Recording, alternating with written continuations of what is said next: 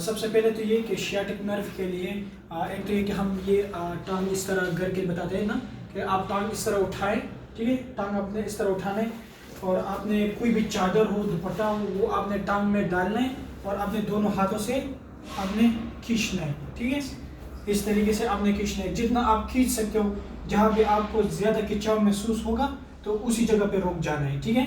वहाँ पे रुक जाना है, 10 सेकंड तक होल्ड करना है और 3 to 5 रिपीटिशन आपने करना है, मतलब 3 से 5 दफ़ा आपने करना है दिन में 2 से 3 मरतबा, ठीक है। एक ये वर्जिश हो गया।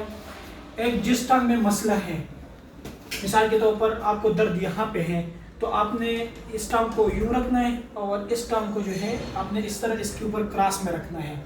फिर आपने एक हाथ को उठा के यहाँ पे डालना है और दूसरा हाथ भी यहाँ पे डालना है और इसको अपने सीने की तरफ खींचना है और यहाँ पे आपने होल्ड करना है, खींच के रखना है कम से कम 10 सेकंड के लिए, कम से कम 20 सेकंड तक, 30 सेकंड तक भी जा सकते हो, लेकिन मिनिमम 10 सेकंड तक। और इसका भी रिपीटिशन जो है 3 to 5 रिपीटिशन करना है, ठीक है, और 3 टाइम्स दिन में करना है। फिर इसके बाद एक और एक्सरसाइज है, आप उल्टा हो जाए, उल्टा लेट जाए। अभी हमने पेशेंट को कहना है कि आपने सीना उठाना है अपने हाथों के जोर पे। तो ये सबसे पहले तो ये कि एल्बो टच रहेगा और सीना उठाएगा। अगर इसमें दर्द नहीं हो रहा मरीज को, मतलब अभी इसका एल्बो और हाथ जो है ये बिल्कुल टेबल के साथ टच है। अब अगर इसको मिसाल के तौर पर दर्द नहीं हो रहा, तकलीफ नहीं हो रहा, तो इसको मैं कहूँगा कि आप और उठाएं, एल्बो को बिल्कुल एक्सटेंड करें, मतलब एल्बो सीधा करें, ये ऐसे जितना उठ सकते हैं फिर उठें।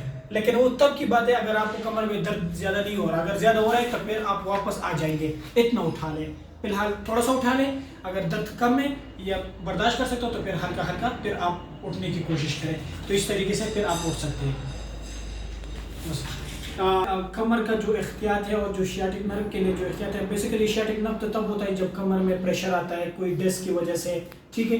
तो इसके लिए ये है कि आपने सबसे पहले तो ये कि जिस तरह हम नमाज में झुकते हैं रुकू के लिए, तो मरीज को आपने यही बताना है कि आपने इस तरह झुक के कोई भी चीज़ नहीं उठाना। मिसाल के तौर पर मैं ये उठा रहा हूँ तो मैं यूँ जाके कोई भी वजनी चीज़ इस तरह नहीं उठा सकता, ठीक है। तो कमर पे प्रेशर आता है तो फिर और मसले बढ़ता है, ठीक है। तो इसके लिए अगर आपका मजबूरी है उठाना, तो इसके लिए आप ये कि आप यूँ सीधा बैठ जाएँ और उस चीज़ को ग्रैब करें, मतलब इस तरह पकड़ें और फिर सीधा उठें। तो इसमें ये देखें मेरा कमर बिल्कुल सीधा है, मैं सीधा बैठ रहा हूँ, सीधा उठ रहा हूँ, मतलब आगे नहीं झुक रहा, ठीक है।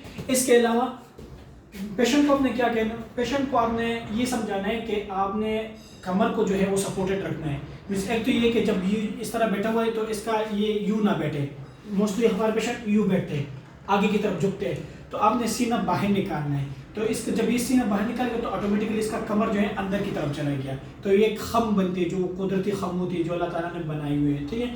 तो एक तो ये चीज़ हो गई है कि सीना बाहर होना चाहिए। दूसरा चीज़, जब भी आप किसी कुर्सी में बैठे, बेशक सोफे में बैठे या कहीं पे भी बैठे, तो आपने कमर के पीछे कोई सपोर्ट रखना है। तो सपोर्ट जो है ये यहाँ से लेकर यहाँ तक सपोर्ट होना चाहिए, इससे ऊपर सपोर्ट नहीं होना चाहिए। यहाँ इस जगह पे आपने कोई भी बैक केयर, कोई मल्टीपोन का बैक केयर मिलता है सर्जिकल वाली शॉप से, वो भी मिलता है। अगर वो नहीं है तो सिंपल सराहना पे जो सोफे में वो छोटा सा सराहना पड़ा होता है वो भी आप रख सकते हैं इसके पीछे। तो ये इस तरीके से सपोर्ट, अगर गाड़ी में ट्रेवलिंग करनी है या वैसे बैठना है तो आपने सपोर्ट रखना है। तो कमर को आप सपोर्ट, प्रॉपर सपोर्ट रहेगा तो आपके दर्द में कमी आएगा। दूसरी बात ये कि आपका सिम्टम जो है, आपका तकलीफ जो है और नहीं बढ़ेगा कम से कम, ठीक है। तो ये कुछ एहतियात है तो आपने कमर के लिए करने। हाँ,